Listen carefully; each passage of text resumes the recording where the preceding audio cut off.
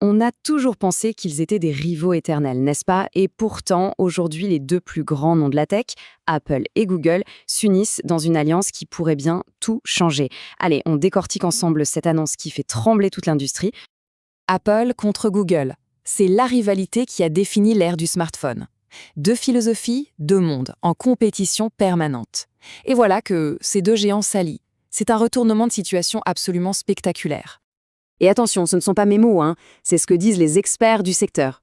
Quand on entend parler de la plus grande collaboration de l'histoire de la technologie, on comprend tout de suite l'ampleur du truc. Alors voyons ce qui se cache vraiment derrière cette annonce. On commence donc par le premier acte. Une alliance que personne n'avait vu venir et qui marque un tournant majeur pour tout le secteur de la tech. Voilà le cœur du sujet. Pour la toute première fois, Apple va intégrer une technologie de son plus grand concurrent, Google, au sein même de son produit phare. L'intelligence artificielle Gemini va devenir, en quelque sorte, le nouveau cerveau de Siri. Mais alors, la grande question c'est pourquoi? Pourquoi est-ce qu'Apple, une boîte connue pour son indépendance quasi obsessionnelle, ferait un tel choix? Eh bien, la réponse se trouve dans le réveil plus que nécessaire de Siri. Il faut être honnête, un vrai fossé s'était creusé. Pendant que Siri était un peu coincé sur des commandes basiques, des concurrents comme ChatGPT ont fait un bond de géant. Eux, ils ont développé une intelligence générative capable de comprendre le contexte, de tenir des conversations complexes. Bref, Apple avait un sacré retard à combler. La décision d'Apple, au final, c'est une preuve de pragmatisme. C'est reconnaître, de manière stratégique, qu'il était beaucoup plus rapide et efficace de s'associer avec le meilleur du marché pour revenir dans la course, plutôt que de tout reconstruire de zéro. Et cette solution pour combler le retard, c'est donc Gemini, le modèle d'IA de Google. Et là, on ne parle pas d'une petite mise à jour, non, c'est une véritable métamorphose qui s'annonce. Pour bien saisir la puissance de Gemini, il suffit de regarder ce chiffre, 1,2 trillion de paramètres. Pour donner un ordre d'idée, c'est une complexité qui dépasse de très très loin tout ce qu'on a connu avant. C'est cette échelle monumentale qui lui donne une capacité de raisonnement aussi poussée. Mais ce chiffre un peu abstrait, ça se traduit par quoi concrètement?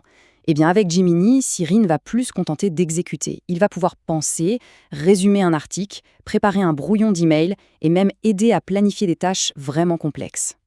La vraie révolution, elle est là. On passe d'un simple assistant qui obéit à des commandes à un véritable partenaire de conversation, qui comprend le contexte et qui interagit avec la voix, le texte et même les images.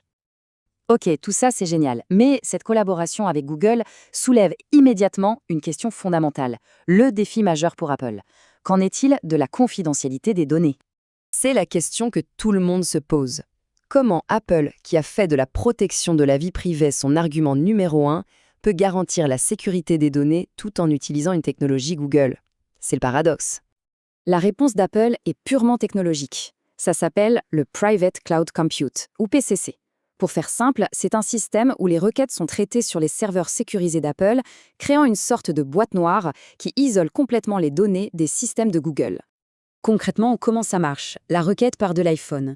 Elle est envoyée et traitée dans le cloud sécurisé d'Apple, qui sert d'intermédiaire. C'est seulement ensuite que la requête, anonymisée, va vers Gemini.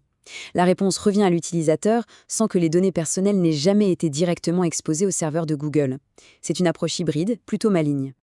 Allez, on passe à la dernière partie. Parce qu'au-delà de Siri, cet accord historique est en train de redessiner complètement les cartes du futur de l'intelligence artificielle.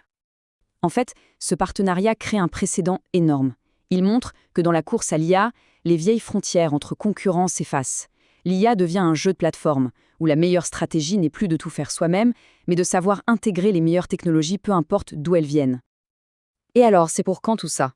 Le déploiement devrait commencer au printemps 2026 avec une mise à jour d'iOS, avant une intégration beaucoup plus profonde avec iOS 27. Et ça ouvre la porte à une toute nouvelle génération d'appareils vraiment main libre. Cette alliance, née d'une nécessité stratégique entre deux ennemis jurés, pourrait bien être le point de départ d'une toute nouvelle ère.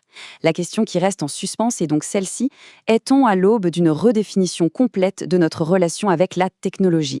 L'avenir, en tout cas, s'annonce fascinant.